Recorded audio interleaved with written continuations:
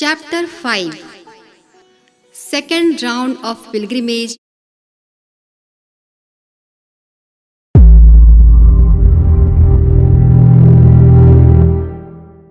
A period of about 10 years had passed since I had been summoned to the Himalayas to appear in the first test. It was not considered necessary to call me in between. I used to see Gurudev in the same posture in which I had seen him for the first time, and he used to express his approval of what I was doing. Never did I feel that I was alone. Throughout these 10 years, I felt that he was always with me. The struggle for freedom of India was continuing. The weather was fine. I again received a message after I had returned from a visit to Sabarmati Ashram in 1937 to reach the Himalayas. His orders could not be ignored. I informed my family members and started for the pilgrimage the very next day. Motorable road was up to Uttarkashi only. Road construction work beyond Uttarkashi was in progress. The route was known to me. Weather was not so cold as it was last time. Kattis were not desolate as pilgrims were coming and going. I found no difficulty this time. I had comparatively less luggage with me. Although I was not feeling as comfortable as at home, the inconveniences of the journey on the whole were not unbearable. I was not put to tests like the ones to which I had been subjected last time. The way up to Gangotri was well beaten and known. Only the track of 14 miles from Gangotri to Gomukh changed every year due to melting of ice and breaking and falling of rock. Small rivulets also sometimes change their course on account of falling of rocks.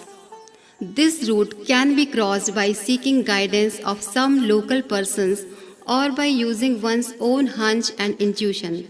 In this manner, I reached Gomukh. I had to cover the rest of the journey with Gurudev's messenger. He was a shadowy person of the status of Veerbhadra and was in his astral body. Gurudev used to give different assignments to him from time to time. Whenever I visited the Himalayas, he used to guide me from Gomukh to Nandanvan and back. By his help, I reached the destination in comparatively less time. There was no conversation between the two of us during these journeys together. As soon as I reached Nandanvan, Gurudev appeared before me in his astral body. My excitement and joy knew no bounds. My lips started trembling and the nose became wet with tears. I felt as if some separated vital organ of my own body had been miraculously restored to me and I had been made whole again. As a symbol of his deep love, he put his hand on my head. The formality of adoration and blessings was thus completed. Gurudev hinted to me about meeting the rishis again for seeking their guidance. I was overwhelmed.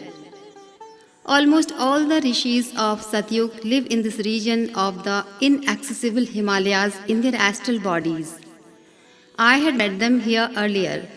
Although they do not need any specific place or objects for maintenance of their astral bodies, they have each, for their convenience, reserved a specific cave. In my first visit, I could simply bow before them and receive their blessings indirectly. This time, I had the privilege to listen to their messages. Gurudev took and introduced me to each one of them. Their forms appeared as condensed light, but when I became aware of and identified myself with my subtle body, I could see them in physical bodies in which they lived in Satyug. They were in the same forms in which worldly people see them in their imagination. Necessary formalities were observed. I prostrated on their feet. They touched my head. I was thrilled and was overwhelmed with joy.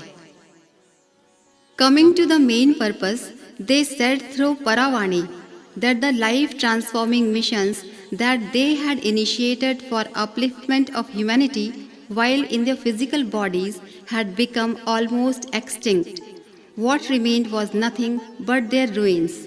They said that they are deeply pained when, by their divine insight, they perceive the present conditions. The entire region from Haridwar to Gangotri was the region of rishis in which they used to remain engrossed in tapascharya.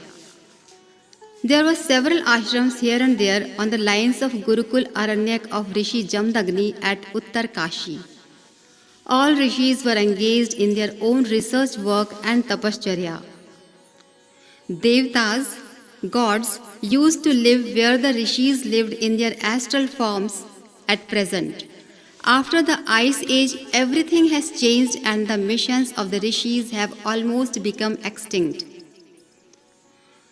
The rishis said that some temples have no doubt been built here and there in Uttarakhand so that offerings in the form of money could be made to deities and the priests, that is pujaris, may earn their livelihood. But nobody asks for or gives an indication of who the rishis were, when they lived in physical form, and what they did. Thus, rishi traditions have almost vanished.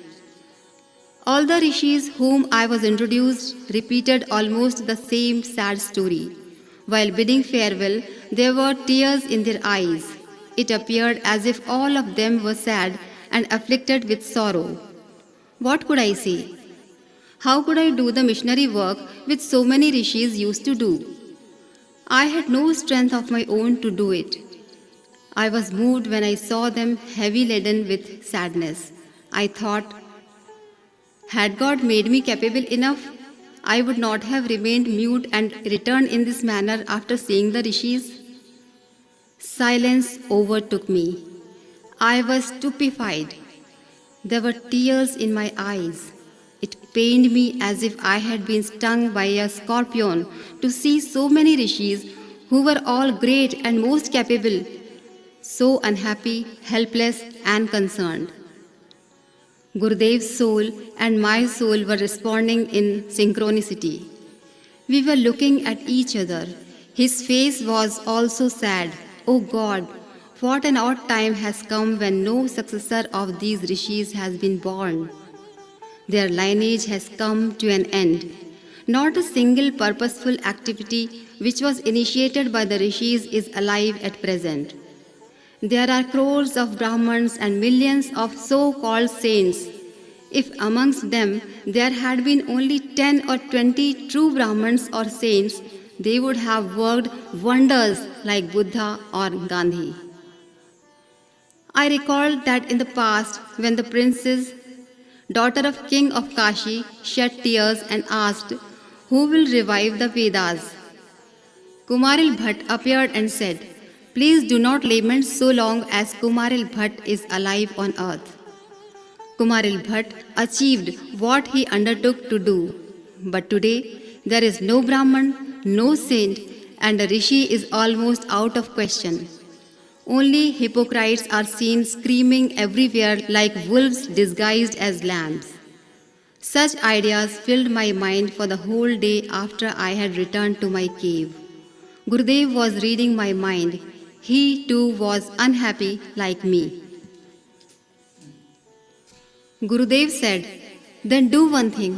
Let us again go to meet all the rishis.